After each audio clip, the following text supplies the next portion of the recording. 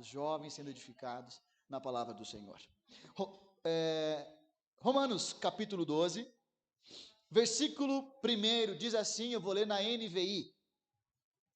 Portanto, irmãos, rogo-lhes pelas misericórdias de Deus, que se ofereçam em sacrifício vivo, santo e agradável a Deus. Este é, diga, este é o culto racional de vocês. Feche seus olhos, oremos mais uma vez. Senhor, nós te louvamos, nós te bendizemos, nós te exaltamos, Pai.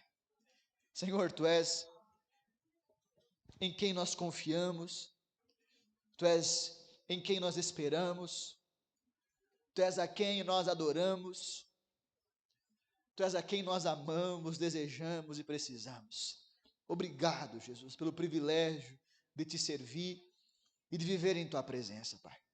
Nós estamos diante da Tua palavra uma vez mais, e eu peço, Espírito Santo, fale aos nossos corações, que possamos ser de fato uma igreja que cultua ao Senhor, uma igreja que oferece um culto agradável a Ti, em nome de Jesus. Amém? Os que concordam dizem amém. Irmãos, nós estamos aqui reunidos naquilo que nós chamamos de culto ao Senhor. Amém? Nós já aprendemos aqui nos nossos cultos que nós fomos criados, que nós existimos, que nós fomos eleitos, que nós fomos salvos para o louvor da sua glória. Efésios capítulo 1 nos ensina sobre isso. Nós também já aprendemos aqui nos nossos cultos, meus irmãos, que o culto que nós entregamos a Deus é resposta da contemplação que temos de Deus. Faz sentido? Isaías fala, né? No ano em que morreu o rei Uzias, eu vi o Senhor. E quando ele vê o Senhor, Emerson, a primeira reação que ele tem é se prostrar em adoração ao Senhor. Amém? Nós vamos ver isso aqui ano que vem na matéria Teologia do Culto, mas o culto cristão é mais resposta do que ação.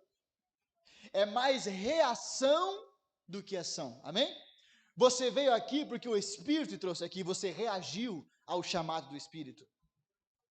Nós adoramos mediante a contemplação que temos. Porque os anjos cantam santo, santo, santo dia e noite?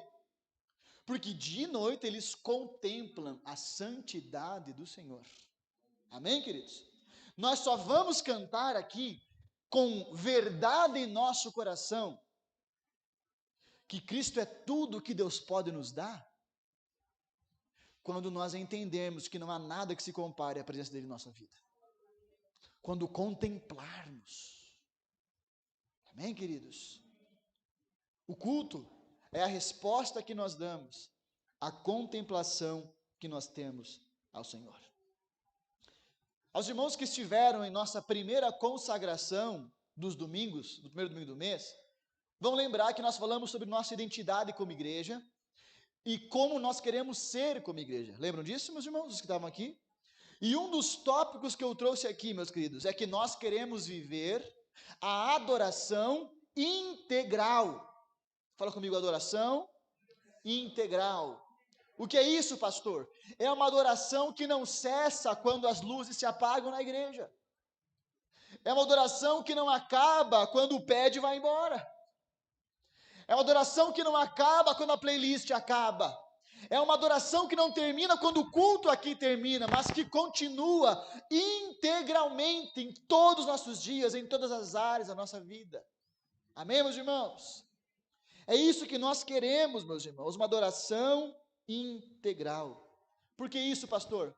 Por que essas palavras, por que essas pregações, por que esse assunto, por que esses ensinos? Porque nós queremos, e mais do que isso, devemos ser uma igreja que cultua ao Senhor. Mas que cultua ao Senhor de fato, nos parâmetros dele, nos termos dele. Amém? Um culto que seja agradável não a nós em primeiro lugar, mas agradável ao Senhor. Quantos creem nisso, meus irmãos? Nós não queremos ser um povo, Fabiano, de um culto mecânico, de um culto engessado, de um culto automático, de um culto de decoreba, de um culto de boca para fora, de um culto de palavras que saem dos lábios, mas não saem do coração. Não! Nós não queremos ser essa igreja, amém, meus irmãos? Não queremos, não podemos e não somos, em nome de Jesus não seremos essa igreja. Precisamos entender e entregar um culto racional ao nosso Deus. E por isso essa palavra aqui nessa noite. Amém, queridos? Nós vamos ver, eu estou dando spoiler já, né? Estou jogando um sal aí na língua dos irmãos para teologia no que vem. Na matéria, onde nós vamos aprender a desenvolver pregações, você vai ver que tem 3 tipos de pregação. Pregação temática, quando você pega um tema, eu quero falar sobre o amor de Deus. Então você argumenta com uma série de versículos, Duda. Tem a pregação expositiva, que é quando você pega, por exemplo, um capítulo inteiro, um livro inteiro. E tem a pregação textual, que é quando você vai seguindo o que o texto da perícope está escrito. Esse é meu objetivo aqui hoje. Nós vamos observar bloco por bloco desse versículo que nós lemos, de Romanos 12, capítulo 1. Amém, queridos? Quantos querem ouvir a palavra do Senhor? Estão me ouvindo bem aí? Estão compreendendo? Glória a Deus. Fala comigo, portanto. Portanto. O texto que lemos inicia-se com esse elemento de ligação, de conjunção. Portanto, algumas traduções colocam, rogo-lhes, pois. Mas o fato aqui, esse termo, portanto, meus irmãos, ele é uma ponte, grava bem isso, é uma ponte entre a doutrina e a prática, entre a teoria e a vida cotidiana. Quantos estão comigo aqui? Amém, meus irmãos? O termo que ele usa aqui, Emerson, no texto original, significa então, por essa razão, consequentemente, ou sendo assim. Então, o que Paulo fala, Dudé, por esta razão, meus irmãos, eu rogo-lhes. Mas que razão é essa? Qual é a razão pela qual Paulo roga à igreja que se ofereça como sacrifício? A razão, meus irmãos, do portanto, está antes do texto que nós lemos. A carta aos Romanos, meus irmãos, pode ser dividida em 2 blocos principais. Do capítulo 1 ao capítulo 11, Paulo apresenta talvez o principal tratado sobre a obra redentora de Cristo Jesus na cruz do Calvário. Paulo explica a soteriologia, a doutrina da salvação. Paulo explica o nosso estado original, a graça de Cristo e o que ela faz em nossas vidas, meus irmãos. Paulo, do capítulo 1 ao capítulo 11, apresenta a doutrina, amém? E é a partir disso que ele vai rogar à igreja que se ofereçam como sacrifício vivo, santo e agradável. Paulo, William, então, ele vai ancorar tudo o que ele fala depois com aquilo que ele havia dito do capítulo 1 ao capítulo 11. Estão comigo aqui? Amém, meus irmãos? Olha só. E a partir do capítulo 12, ele vai partir, então, para a prática da doutrina que ele havia ensinado antes. Amém? Ele sai, então, da doutrina da salvação para os frutos da salvação. Ele sai da teologia para a vida. Ele sai do ensino para a prática. Amém, meus irmãos? Porque assim é e deve ser o Evangelho em nossas vidas. O Evangelho é o poder vivo. Amém, meus queridos? Nós não podemos viver uma vida cristã de teoria. Uma vida cristã de conhecer todos os textos bíblicos, mas não enxergarmos nenhum em nossa vida prática. Vocês estão me entendendo? Não podemos ter uma igreja que conhece a teologia, mas não tem a vida condizente com a sua teologia. O Emerson começou o culto aqui hoje falando sobre perdão. E todos nós conhecemos o texto que ele leu. E às vezes não queremos perdoar. Não faz sentido. Tiago fala: sejam não somente ouvintes da palavra, mas praticantes da palavra. Amém, meus irmãos? Por isso que Paulo faz 11 capítulos de ensino. E depois do 11, ele parte para a vida prática. Nós precisamos expressar nossa fé em nossa vida. Amém, queridos? Glória a Deus. Aleluia. Estão bem quietinhos hoje. Eu acho que é o clima, né? Pergunta para mim assim, pastor, para dar uma engajada, né? O que Paulo falou antes do capítulo 12? Eu quero listar rapidamente. Capítulo 1 de Romanos, Paulo fala sobre a revelação da ira e da graça de Deus. Paulo fala sobre idolatria. Paulo fala que Deus revela a sua ira contra os homens porque eles adoraram mais a criatura do que o Criador. No capítulo 2, Paulo fala então sobre o justo juízo de Deus. O homem está naturalmente destinado à ira. Amém, meus irmãos? O justo juízo de Deus contra os nossos pecados.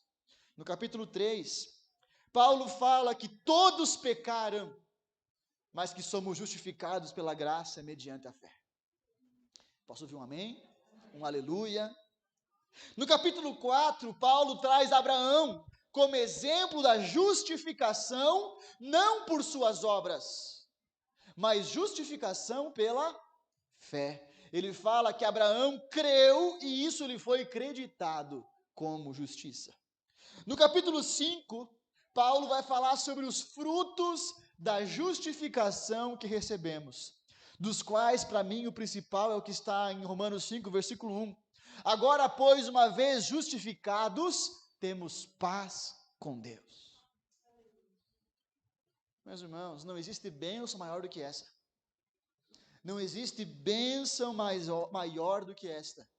Termos mais uma vez paz com Deus. Sermos reconciliados com Deus. Amém? No capítulo 6, Paulo fala sobre a nova vida em Cristo Jesus.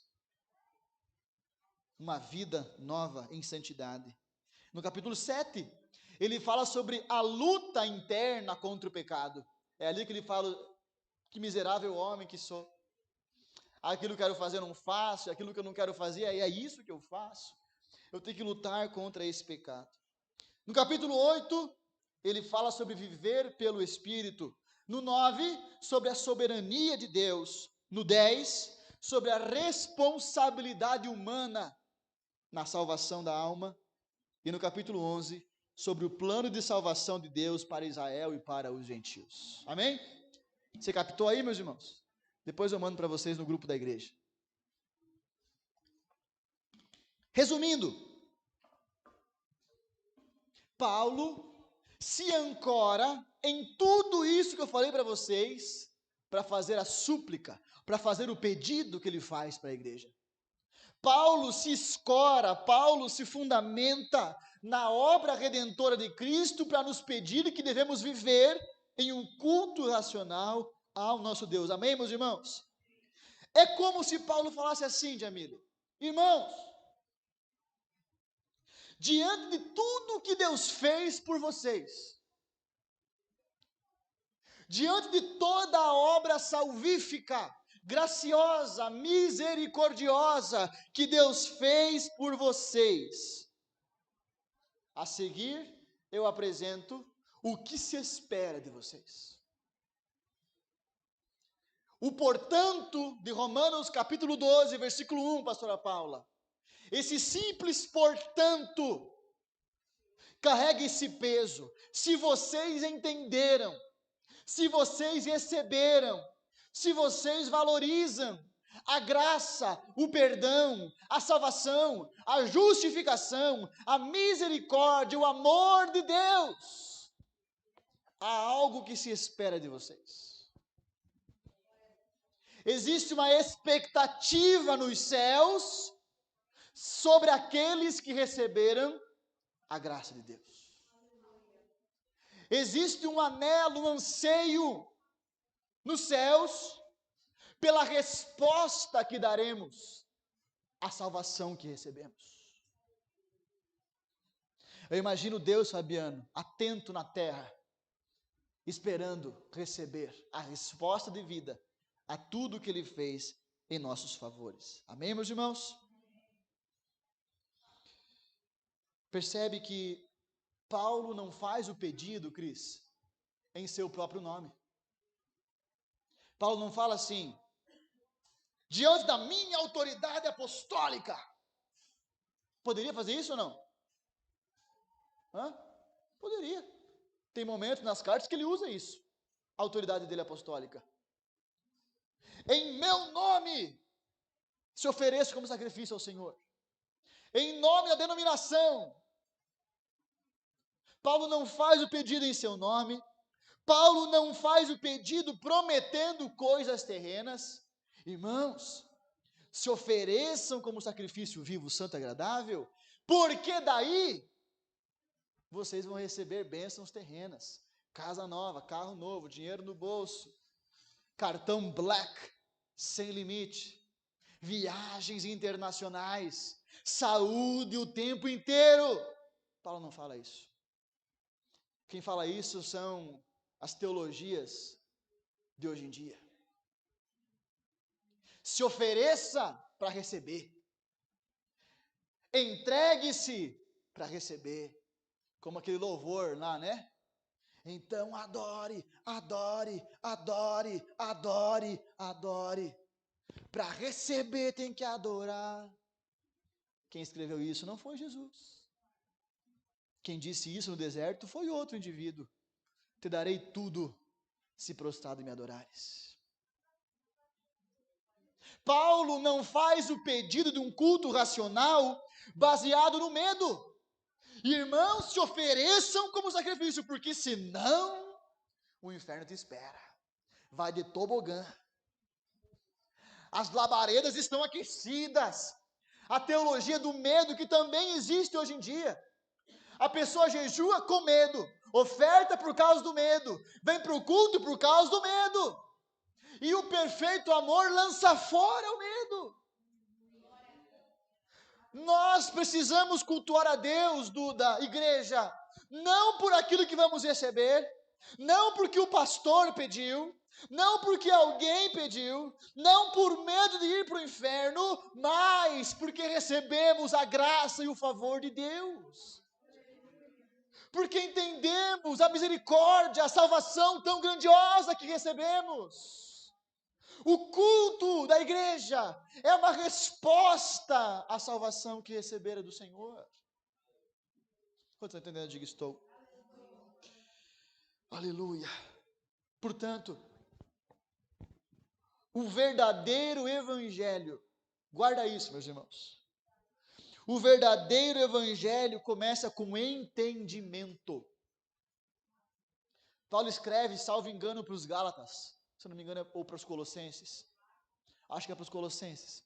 Dizendo assim, o evangelho que se espalha pelo mundo e chegou em vocês também, e tem frutificado desde o dia. Então, o evangelho frutifica, Júlia, a partir do dia em que nós ouvimos e entendemos a graça em toda a sua verdade. Fala comigo, amém? O evangelho só funciona, meu Marine, irmão William, Fabiano, Mari, Beto, quando compreendemos o favor de Deus, quando compreendemos a graça de Deus. Amém? Antes de fazer alguma coisa para Deus, nós temos que entender o que Deus fez por nós. Antes de fazer qualquer coisa para Deus, temos que entender o que Deus fez por nós. E aqui nós temos, pastora Paula, a divisão da religiosidade para o reino de Deus. A religiosidade fala assim, ó, você tem que fazer para Deus te aceitar. Se você não orar, Deus não te ama. Se você não ofertar, Deus não te abençoa. Se você não dizimar, o devorador vem na tua casa. Se você não for no culto, Deus vai te deixar de lado. Assim é a religiosidade. Você tem que fazer para Deus te aceitar. Você tem que fazer para ser salvo. Você tem que fazer para alcançar a graça. Mas o evangelho genuíno fala assim, ó: você já foi aceito, já é amado, já foi perdoado, já foi comprado, e por isso faça alguma coisa para Deus. A visão muda. Nós poderíamos, Duda, orar a vida inteira de joelho no milho, e não seríamos capazes de comprar nossa salvação. Você não é salvo, você não é amado por Deus por aquilo que você faz para Ele, porque Deus te amou quando você ainda era inimigo dEle. Pastor, então por que você fala tão firme às vezes? Vamos orar, vamos jejuar, porque se nós recebemos esse amor, temos que responder em amor. Não fazemos para ser, fazemos porque nós somos. Não fazemos para ter, fazemos porque já recebemos. Não cultuamos para sermos salvos, cultuamos porque já fomos salvos. A visão muda. É por isso que Paulo fala: portanto, irmãos, por causa do evangelho que alcançou vocês, por causa da salvação que vocês receberam, eu rogo-lhes. Amém? Glória a Deus. Fala comigo, meu Deus. Não era falar meu Deus, é que eu falei meu Deus aqui. Vamos para a segunda parte aqui, olha ali, ó. Portanto, primeira parte, amém? Entendemos isso? Irmãos. Eu quero destacar isso aqui porque Paulo, é óbvio, mas eu quero lembrar, Paulo está escrevendo uma carta para uma igreja, amém? E uma igreja é composta por pessoas que receberam, creram e aceitaram o evangelho. Aceitaram o Senhor Jesus. Aceitaram o sacrifício de Cristo Jesus. Amém, meus irmãos? Que creram no evangelho. E como eu disse antes, se de fato cremos, temos que expressar isso na nossa vida. Se de fato nós cremos no evangelho, ele tem que ser refletido no dia a dia. Amém, meus irmãos? Estou com uma outra pregação lá daqui uns dias, acho que eu vou pregar essa pregação. Lá em, se não me engano, 1 Coríntios, Paulo fala: cri, por isso falei. Isso ficou batendo no meu coração, Max. Cri, por isso falei. Então quer dizer que às vezes quando nós não falamos do amor de Deus, é porque nós não cremos tanto assim no amor de Deus. Quer dizer que quando o nosso vocabulário, as nossas conversas, tem mais espaço para outras coisas do que para o evangelho, nós não cremos tanto assim no evangelho. Não sou o que estou falando, é a palavra. Porque se nós cremos, meus irmãos, isso tem que mudar toda a nossa existência, afetar todo o nosso ser, espírito, alma e corpo, pensamentos, palavras, vontades, comportamentos, prioridades, ações, atitudes, escolhas, tudo é afetado pelo evangelho. Amém, meus irmãos? O nosso estilo de vida precisa revelar a nossa fé, a nossa crença. A igreja é viva.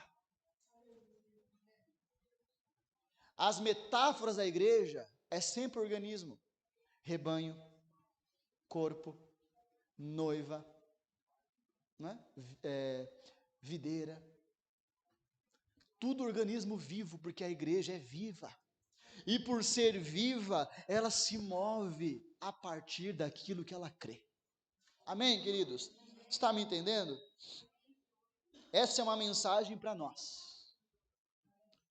Meus irmãos, vamos lá. Se a igreja que foi fundada pelo apóstolo Paulo precisou ser lembrada disso, o que dizer de nós?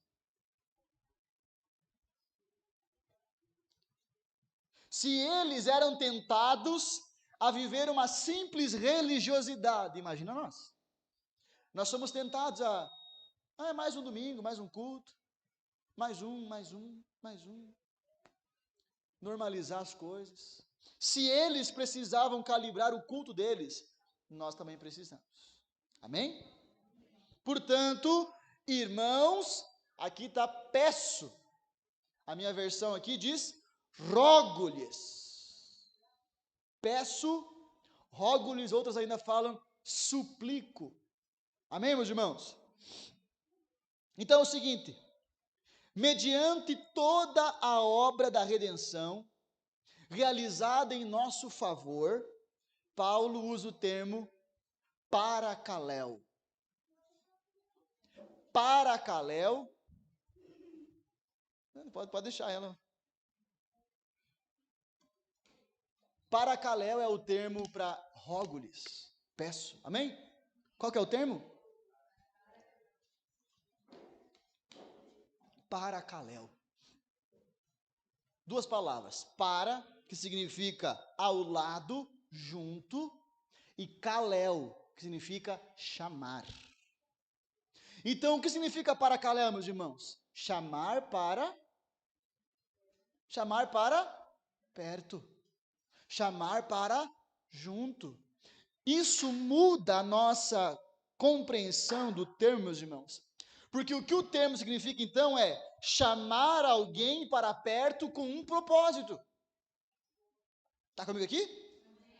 Chamar alguém para perto com um propósito de exortar, de consolar, de encorajar, de suplicar, porque esse mesmo termo paracaléu do Novo Testamento, às vezes significa exortar, às vezes consolar, às vezes encorajar, às vezes pedir. Amém? Ele tem uma série de significados no campo semântico dele. O que Paulo está dizendo é o seguinte: portanto, meus irmãos, eu trago vocês para perto, eu chamo vocês para perto para lhes suplicar. Amém, meus irmãos? Não é tão simples. Esse termo paracaléu é a súplica de um verdadeiro líder espiritual, pastora Paulo. Ele não fala assim, eu ordeno vocês de longe. Jejuem, porque eu vou comer. Ofertem, porque eu não oferto. Leiam a Bíblia, porque eu não leio. Se consagrem, porque eu não me consagro. Porque tem muitos fariseus que vivem assim. Vive pedindo para os outros, mas não faz. Vive cobrando dos outros, mas não vive. Amém, meus irmãos? Faz sentido? O que Paulo está falando é o seguinte: eu vos chamo para perto de mim. É uma exortação que é diferente de acusação. Paulo não domina as pessoas de longe. Paulo chama elas para perto. É por isso que ele fala, sejam meus imitadores, como eu sou de Cristo Jesus. Está comigo aqui? O que Paulo está falando aqui, meus irmãos, é o seguinte: portanto, meus irmãos, tendo em vista tudo que o Senhor já fez, venham comigo viver uma vida que cultue realmente ao Senhor. Portanto, irmãos, paracaléu, venham comigo, se aproximem, venham para perto e vamos juntos. E esse é o clamor que eu faço hoje para nós, meus irmãos. Vamos para perto uns dos outros para viver uma vida que cultue o nome do Senhor. Vamos nos unir nesse propósito de nos oferecer como sacrifício vivo, santo e agradável ao nosso Senhor. Essa é a súplica, Sandrine, de um líder espiritual, o paracaléu. Ele não controla, ele convida. Ele não oprime, ele inspira. Ele não acusa, ele exorta. Aos irmãos que estão discipulando aí, essa é a súplica do discipulado, G. Emerson. É o paracaléu. Não é assim, ó, aprendam isso aqui e façam. É assim, ó, venham para perto de mim e vamos viver essa vida. Vocês entendem, meus irmãos? É isso que Jesus fez. Ele escolheu quem ele quis para que estivessem com ele. Paracaléu. Trouxe para perto. Não oprimia, inspirava, não acusava, exortava. É isso que nós fazemos aqui nos cultos, meus irmãos. Amém? Embora às vezes você fique triste com o pastor, chateado com o pastor, mas é a súplica do próprio Espírito. Porque quando Jesus fala assim, Fabiano, não vos deixareis órfãos, mas vos enviarei o outro. Sabe que palavra é consolador? Paracletos. Paracletos é consolador, meus irmãos. A mesma origem de paracaléu. A súplica do Espírito, Duda, é a súplica de Paulo, e é a minha súplica aqui hoje. É um chamado, é um rogar, é um pedir. O Espírito te obriga a fazer alguma coisa, meu irmão? Não, mas ele te pede? Pede. O Espírito te exorta no seu pecado? Sim ou não? Mas ele tem vergonha com isso? Ele faz a exortação para te perdoar. O Espírito te oprime quando te chama para perto? Não, mas ele inspira a viver em santidade. Sim ou não? É a súplica do Espírito que nós precisamos ouvir quando a palavra é pregada. É isso que Paulo fala aqui, meus irmãos. Tendo em vista tudo o que Deus fez por nós, vamos juntos viver uma vida que honre o nome do Senhor. Responder essa graça que nós recebemos. Amém?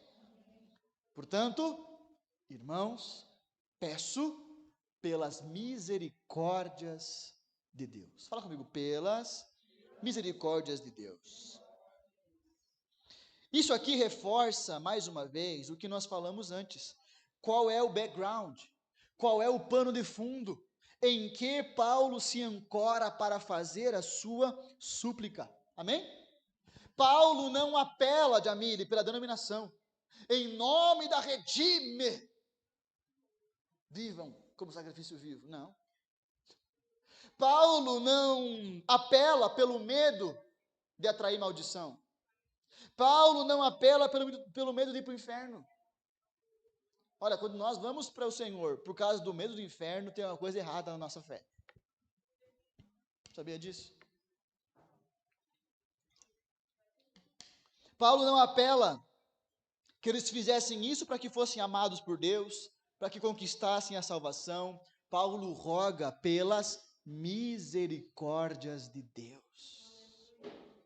Rogo-vos, pois, irmãos, pelas misericórdias de Deus. Misericórdia é essa apresentada do capítulo 1 ao capítulo 11. Misericórdia é essa que, por exemplo, em Romanos 3, 24, fala que nós fomos justificados gratuitamente pela graça.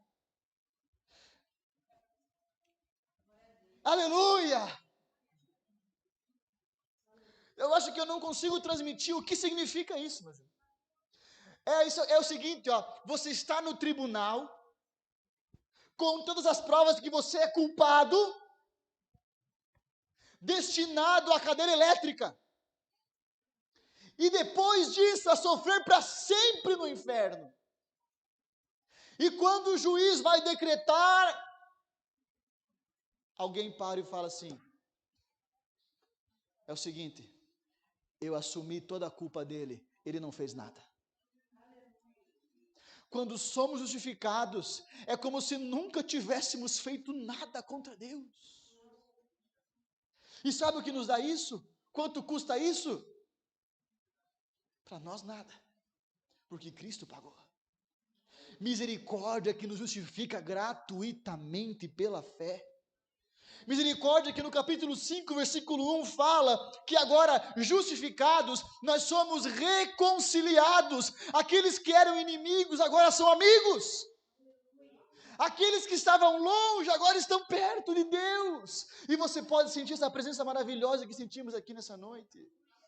Misericórdia é essa que no capítulo 8, versículo 1, diz que já não há condenação nenhuma para quem está em Cristo Jesus. Misericórdia é essa que no capítulo 8, versículo 15, fala que nós fomos adotados como filhos, filhos de Deus e co-herdeiros com Cristo. Misericórdia é essa que no capítulo 8, versículo 37, fala que nós somos mais do que vencedores em Cristo Jesus, o nosso Senhor. Duda, misericórdia é essa que no capítulo 11, versículo 17, fala que nós fomos enxertados como povo de Deus.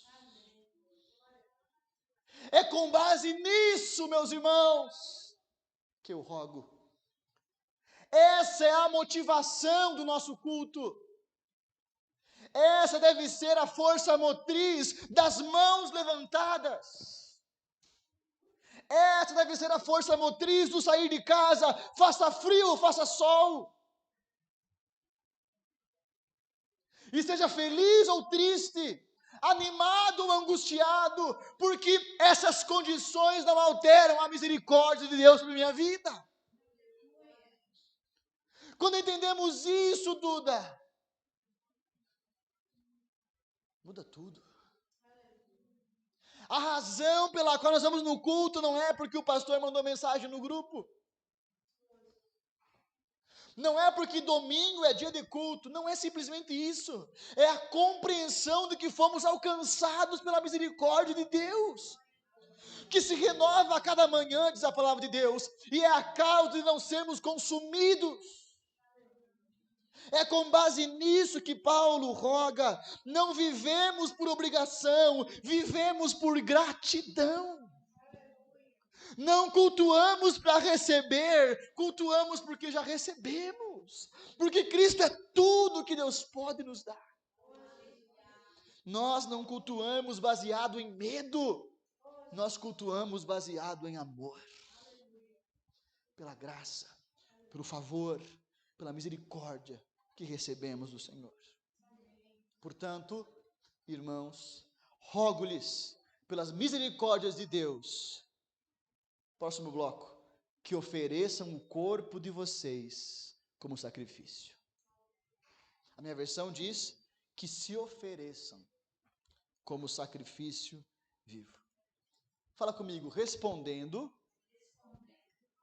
entrega com entrega. É isso que Paulo fala. Em outras palavras, é assim, respondam à entrega de Cristo por vocês com a sua entrega por Ele. Respondam à entrega do Senhor com a sua entrega. Ah, meus irmãos. Enfim.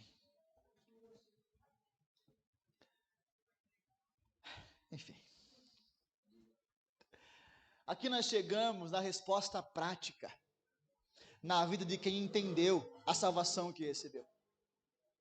Aquele que entendeu o Evangelho expressa com gestos vivos na sua vida. É a resposta que se espera daqueles que foram alcançados pelas misericórdias de Deus. Amém? A expressão de quem aceitou a entrega de Cristo é se entregar por Cristo. Mas é difícil, pastor. É difícil eu entregar 2 horas do meu domingo a Cristo. É difícil eu entregar 10% do que eu recebi para Cristo. É difícil entregar uma noite da minha semana para servir alguém por amor a Cristo. É difícil, pastor, correr bastante assim na quarta e chegar cansado no culto. É difícil. É difícil. É difícil, pastor, ler a Bíblia inteira em um ano. É difícil, pastor, jejuar 4, 8, 12, 24 horas.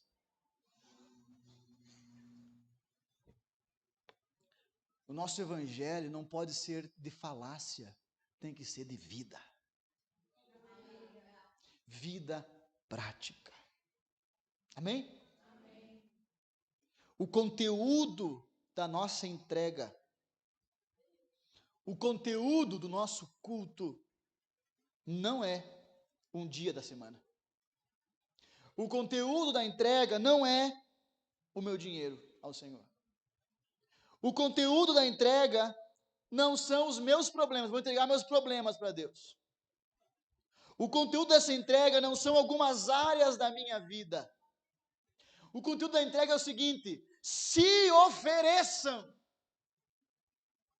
Amém? Aqui diz: ofereçam o vosso corpo, ofereçam o corpo de vocês. Às vezes, por causa desse texto aqui, ofereça o vosso corpo, algumas pessoas associam sacrifícios físicos a esse texto. Então, vou me sacrificar para Deus me olhar para mim.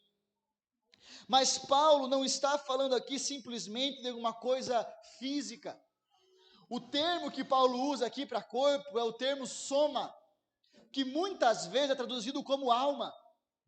Porque o que Paulo quer dizer é o seguinte: não ofereçam uma parte da sua vida a Deus, ofereçam toda a sua vida a Deus. Esse é o conteúdo da entrega. Esse é o conteúdo do culto, aquilo que a Jamile falou aqui em cima antes. A nossa oferta não é simplesmente o nosso dinheiro aqui na Gasofilaço. A nossa oferta não é simplesmente o nosso culto aqui ao Senhor. A nossa oferta é a nossa vida como um todo. A adoração integral, a vida na sua amplitude. Amém, meus queridos? Pastor, mas você já pregou sobre isso, que quando a Bíblia quer falar do homem por inteiro, ela fala do coração. Já falei sobre isso aqui. Então, por que Paulo não fala assim, ofereçam o vosso coração como sacrifício vivo e agradável? Por que ele fala, ofereça o vosso corpo a Deus? Irmãos, eu entendo que Paulo quer dar uma ênfase diferente. Quando nós mencionamos o coração, normalmente ele fala sobre a intenção. Mas quando mencionamos o corpo, ele fala sobre a ação. Às vezes nós somos cheios de boas intenções. Que vontade. Que vontade de jejuar. Que vontade de orar. Que vontade de ir para o culto. Mas às vezes isso não se manifesta na prática.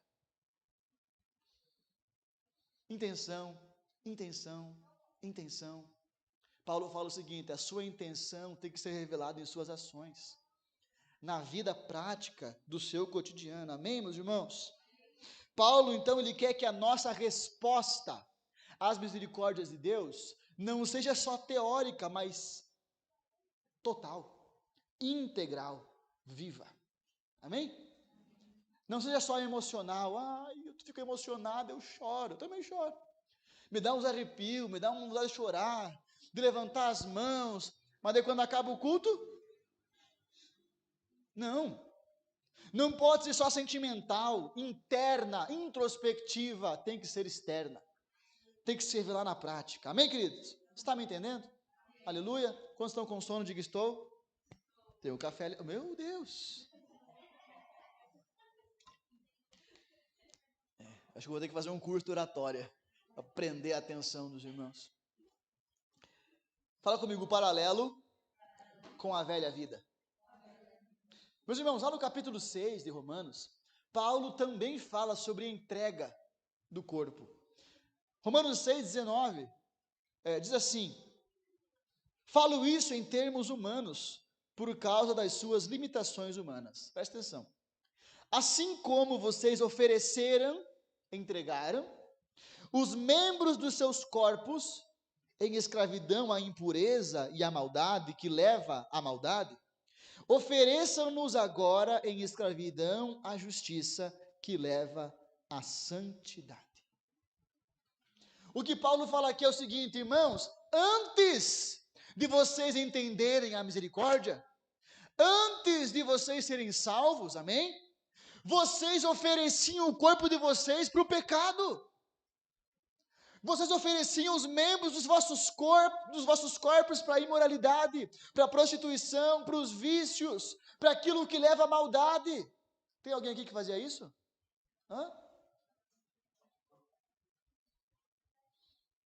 Nós falamos de um assunto ontem lá na Emerson, que quando um abriu, eu tive problemas com isso.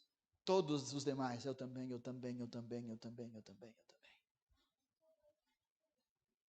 Aí o que Paulo fala é o seguinte: agora que vocês entenderam a misericórdia, eu suplico a vocês, meus irmãos, que no mínimo, da mesma forma, na mesma intensidade, que vocês se ofereciam para o pecado, agora se ofereçam para a justiça. Eu lembro do pastor Jonas contando, né? Quando ele foi num baile, lá não sei que linha, lá em Cunhaporã. Pobre, sem carro, chuva que Deus mandava, não sei se era Cosmo Express ou qual era a banda que estava tocando, mas não posso perder, vai ser Cosmo Express. Não posso perder, vai ser Bruno e Marrone na EFAP, não posso perder, está chovendo, está frio. Não posso perder. Paga Uber para ir daqui a Chapecó. Paga 150, 200, 300 reais no ingresso. Paga 25 reais num copo de cerveja. Mas não é um só, é vários. Paga o SAMU para levar de volta depois. Paga mico. E fica feliz. Uhul! E aí se converte. Veja bem, pastor, esse tempo assim, pode ser que me dê um resfriado. Veja bem, né? Olha só, eu trabalhei a semana inteira, estou cansado. Veja bem, vocês estão entendendo, meus irmãos, o que Paulo fala? Irmãos, no mínimo, na mesma intensidade que vocês entregavam seus corpos para o pecado, entreguem para o Senhor. Na mesma intensidade. Isso em todas as áreas da nossa vida. Eu acho muito engraçado o conceito das pessoas que criticam os crentes, que dizimam na igreja, mas eles gastam mais da metade do salário em cachaça. Ou cigarro. Os crentes burro. Burro é tu. Que coisa. Parece que quando a gente se converte, o fervor vai embora. Parece que quando se converte, aquela intensidade vai embora. Cantava a todos os pulmões. Fala do pastor César. Somos o índio do oeste, Arena Condá. Mandamos no sul e no litoral. Em Joinville nós pegamos o jeque. 90 minutos de jogo. Chuva que Deus manda na cabeça. Gritando. Eu lembro de um ano que nós fomos de ônibus para Florianópolis, na final do Catarinense, Chapecoense e Avaí. Não deixaram nós entrar com os instrumentos da banda. Cantamos só no gogó, que se ouvia na transmissão da RBS TV. Orgulhoso, aqui é Chape! Aí nós vamos para o culto, adore ao Senhor. Sublime graça, doce o som, que salva o pecador. O pastor fala, levante suas mãos, cante mais alto. Que chato esse pastor. Se você for lá na barra da Chape, no estádio, indico você nem ir, se você quer ficar sentadinho. O lema lá é sem celular e cantando os 90 minutos. Se você parar, eles vão dizer para você, viu, tá fazendo o que aqui? Veio fazer o quê? Veio alentar ou veio assistir? Veio apoiar o time ou veio de turista? Talvez eu tenha que mandar converter, né, uns líderes de torcida organizada, né? Veio fazer o que na igreja? Adorar Jesus? Ou assistir uma palestra? Adorar a Cristo ou entregar teu culto racional ao Senhor? É o que Paulo fala. Entregue os vossos corpos, entregue a vossa vida, entregue a integralidade do teu ser em sacrifício ao Senhor. Amém, meus irmãos? Quando estou entendendo a palavra, digo estou. Quando estão gostando, digo estou gostando. Aleluia. Esse é o nosso culto. Se ofereçam, não ofereça o outro. Ofereça a si próprio em sacrifício. Paulo aqui, Maria, está fazendo um paralelo com o culto da antiga aliança e o culto da nova aliança. Porque o culto da antiga aliança era pautado em quê? Sacrifícios de animais, sim ou não? Então ele compara com o nosso culto. Antigamente, meus irmãos, era sacrifício de animais, agora é a nossa entrega ao Senhor. Irmãos, Deus nunca quis o sangue de animais. Deus sempre quis o coração do seu povo. E os sacrifícios serviam para tentar fazer o homem enxergar: eu deveria morrer ali. E voltar o seu coração a Deus mais uma vez. O que Deus quer não são nossos sacrifícios, são a nossa entrega. É a nossa entrega o sacrifício aceitável ao Senhor. Amém, meus irmãos? Esse termo, se ofereçam, se você fazer a exegese, como estamos fazendo aqui, olhando o texto original, você vai ver que diz respeito a um ato, a um ato permanente, a um ato definitivo. Se entreguem, sem devoluções. Se entreguem, sem voltar atrás. Se entreguem por completo, sem voltar no caminho. É uma entrega definitiva. Amém, meus irmãos? Porque o nosso culto agora não são mais de eventos de sacrifícios isolados. O nosso culto agora é uma entrega total, diária, completa e definitiva ao Senhor. Amém? E esse sacrifício tem 3 características. Eu quero terminar com isso. Com a natureza do sacrifício. Ele é vivo, santo e agradável. Em primeiro lugar, o sacrifício é vivo. E aqui, William, nós temos uma aparente contradição. Como é que pode um sacrifício vivo? Ora, bola. Se sacrificar, tem que matar, daí não é mais vivo. Aí ele fala que eu tenho que oferecer um sacrifício vivo. O que ele quer dizer com isso? Né? O que ele está falando aqui? O sacrifício morto da antiga aliança é o sacrifício dos cultos de eventos. Hoje é dia de sacrificar no templo. Então hoje eu me preparo, me consagro. Hoje é dia de culto. Eita, nós, minha Bíblia, está na minha Bíblia. Amor, vem minha Bíblia, cadê minha Bíblia? Passou a semana inteira sem pegar na Bíblia. A semana inteira sem pensar em Deus. E hoje é dia de culto. Meu Deus, é culto. Tem que comprar um cordeiro. Tem que ajeitar um bicho. Está entendendo? Esse é sacrifício morto. O sacrifício morto é o culto da performance pontual. No meu dia específico, eu vou performar com o meu melhor animal. Vocês entendem?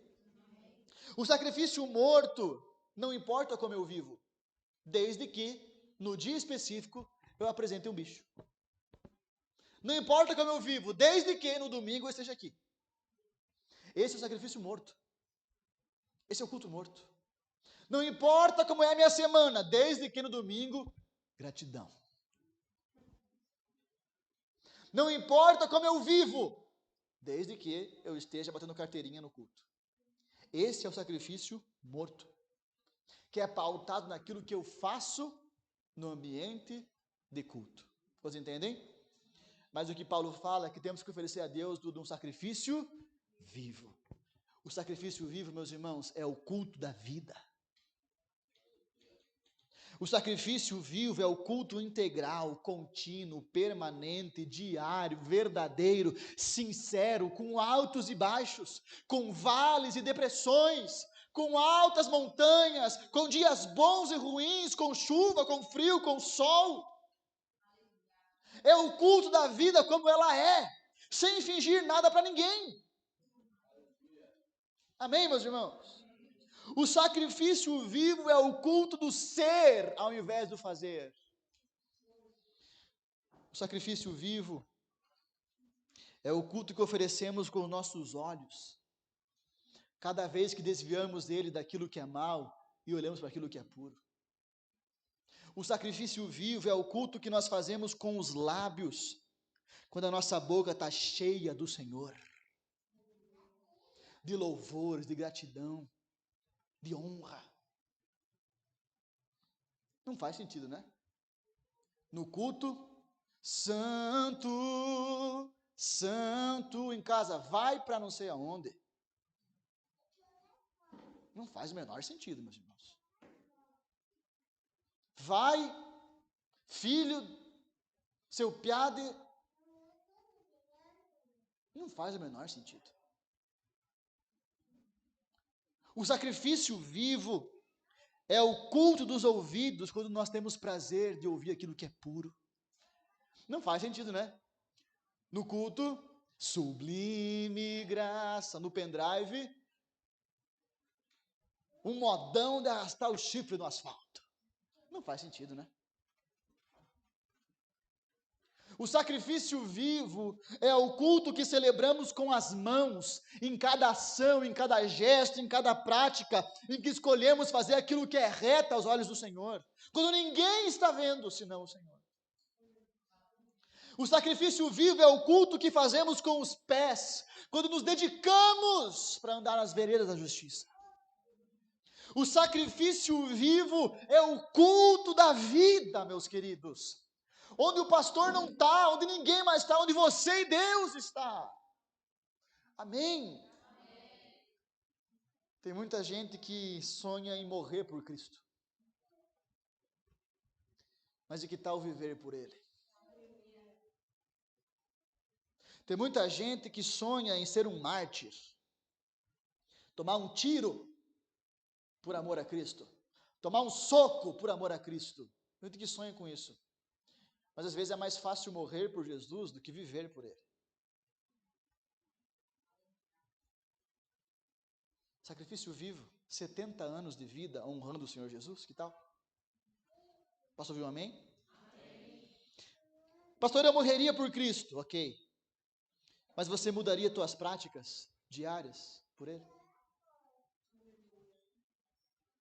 Pastor, eu morreria por Jesus, mas você reorganizaria as suas prioridades por Ele? Não tenho tempo de orar. Não tem organização. Prioridades. Amém ou não amém? Amém. Pastor, eu morreria por Cristo, ok. Mas você investiria seus recursos para a glória dEle? Investiria teu tempo, teus talentos, teus tesouros para a glória dEle? Esse é o culto vivo. O sacrifício vivo. Amém? Amém. Além de vivo, Ele é santo. Eu já estou terminando. Para você poder ir para casa, descansar. Para amanhã você trabalhar para a glória de Deus. Amém. Ele é santo. Mais uma vez, o culto não é da performance, mas é o culto da essência. Amém, queridos? Os gestos externos são banhados da intenção, da essência interna. A vida como oferta, os atos de adoração são carregados de santificação, porque se não adianta fazer nada sem santificação. Quantos entendem?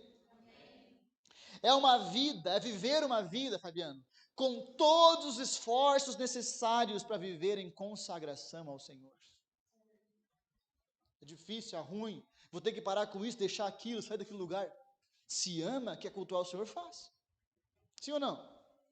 É uma vida com as renúncias necessárias para viver em consagração. É uma vida com as práticas necessárias para viver em consagração. Vou dar um spoiler aqui, né?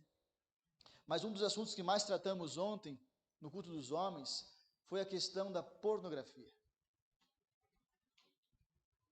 Credo, pastor? Sim. Eu dei um exemplo simples da minha vida, do meu problema que eu tive com esse vício maldito. E até hoje, meu bem nem sabe disso, agora já vai saber, ninguém sabia. Meus irmãos, agora vocês.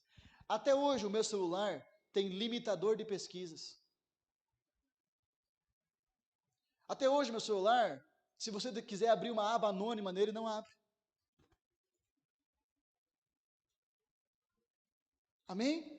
Aí eu tenho problema com isso. Então não brinca com isso. Porque o sacrifício é vivo, mas é santo também. Tenho problema com bebida, então tolerância zero com bebida. Tenho problema com jogos, tolerância zero com jogos. Porque o culto agradável ao Senhor é vivo, mas também é santo. Vivo, santo e agradável a Deus. O termo agradável no original aqui é o termo eurestos, que significa muito agradável ou aceitável. Este é o culto que traz prazer a Deus. Amém?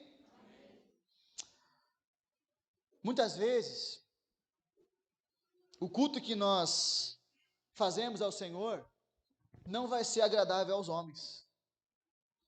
Credo, que ser pastor, quem que ele acha que é para falar assim?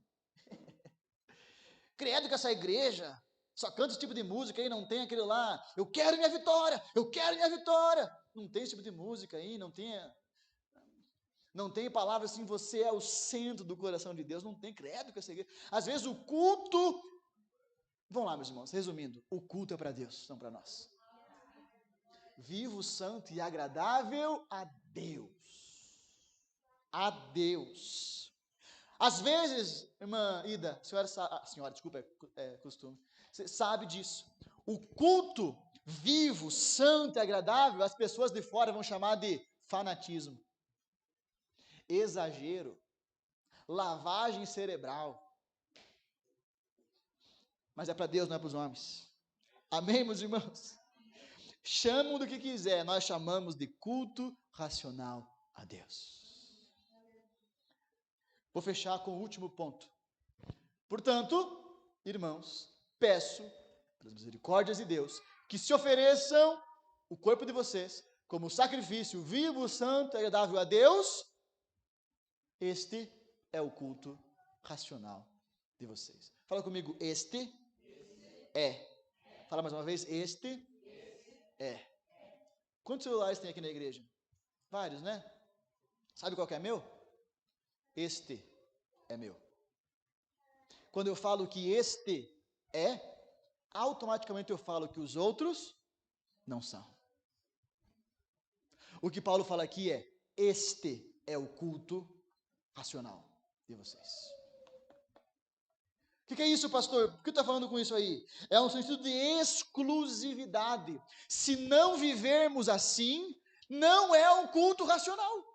Porque este é o culto racional. Amém? Quando entendem? Este é o culto lógicos. A palavra grega lógicos, racional. Que às vezes as pessoas falam assim, então é um culto com a mente, é um culto que não é espiritual. Não, não é isso. A palavra lógico significa o seguinte, meus irmãos, que segue a razão, que faz sentido. Amém? Então ele fala assim, Emerson, este é o culto que faz sentido. E todos os outros não fazem. Qual é o culto que faz sentido para Deus? É nós nos oferecendo toda a nossa vida em sacrifício vivo, santo e agradável. Quer dizer que se eu não viver o meu cotidiano, segunda, terça, quarta, quinta, sexta e sábado, desta maneira, o domingo não faz sentido. Quer dizer que se eu não viver a minha vida completa dessa forma, a minha oferta aqui dentro não faz sentido, a minha música cantada não faz sentido. Os nossos movimentos como igreja não fazem sentido. Nós colocar no banner culto ao Senhor não faz sentido. Porque este é o culto agradável a Deus. É o culto, meus irmãos, que foge daquilo que é o senso comum às vezes. Amém? Muitas vezes o culto cristão foge do lógicos. Foge do racional. Foge para onde, pastor? Foge para o misticismo. Pega aqui a tua garrafinha ungida que o pastor tomou água, é a baba ungida do pastor. Passa na porta da tua casa, a proteção, olha só, o óleo ungido, vamos vender aqui, ó. Vamos vender. Eu vi que alguém trouxe, não sei nem quem é, um monte desses negocinhos aqui, ó. Vamos fazer a campanha do cheirinho consagrado ao Senhor, para espantar o mal olhado. Foge para o misticismo. Amém? Se você não viveu isso, glória a Deus. Vamos fazer a campanha da vassoura para varrer os males da casa. Foge para onde? Foge para o sentimentalismo. Oh, irmãos, meus lindos.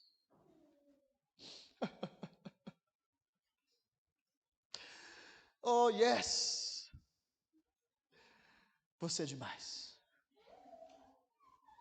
Você é capaz. Sim. Uhum. Foge da lógica para o sentimentalismo. Foge para onde, pastor? Foge para a autoajuda. Nós precisamos que os nossos cultos sejam recentralizados. E o centro do culto é o Senhor Jesus. O evangelho simples de Cristo Jesus, o Verbo encarnado. A lógica do culto, o culto agradável, o culto que faz sentido, é esse: um povo vivendo integralmente de maneira santa, viva e agradável ao nosso Senhor. Fiquem em pé, por favor. Cadê minha garrafinha? Agora está aqui, a garrafa ungida. Aleluia. Personalizada ainda, meu Deus. Nós vamos orar. Você recebe essa palavra hoje, meu querido? Amém? Às vezes nós, na palavra, não temos tanta emoção, né? Porque nós precisamos entender a palavra. Meu desejo é que isso fique impregnado no teu coração, que você nunca mais esqueça disso. Amém? Portanto, o nosso culto é baseado por aquilo que Jesus já fez em nosso favor. E Jesus não muda. Então nosso culto também não pode mudar. Amém? Nós temos que percebermos diariamente, tendo essa noção da misericórdia de Deus, automaticamente todos os dias vão ser dias de culto.